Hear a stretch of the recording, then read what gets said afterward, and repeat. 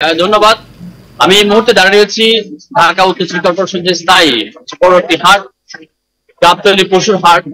আজকে আগামীকাল থেকে ঈদুল আজহা অনুষ্ঠিত হবে, আর তাকে কেন্দ্র করে যে আজকে ক্রেতা যদি বলেন, ক্রেতা মোটামুটি অবস্থা কিন্তু মোটামুটি আছে। এত বেশি উচ্চ পর্যায়ে ভিড় সেটি কিন্তু লক্ষ্য করা যাচ্ছে না। ক্রেতা এবং বিক্রেতাদের মোটামুটি উপস্থিত থাকলে গতকালকে কিন্তু এই মুহূর্তে গতকালকে মোটামুটি ভাবে তাদের ভিড় ছিল। আজকে যেহেতু কালকে ঈদ এবং ঈদকে কেন্দ্র করে এই সময়টাতে কিন্তু অনেক মানুষ থাকার কথা ছিল, এখনো পর্যন্ত কিন্তু তেমন কোনো মানুষ নেই।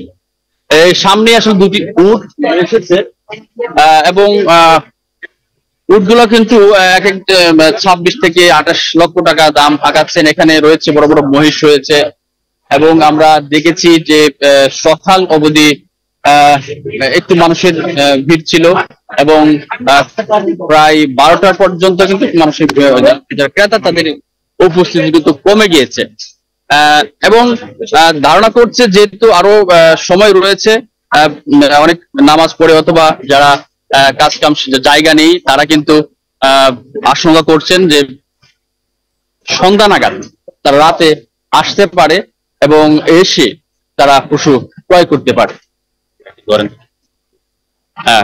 ক্রয় করতে পারে।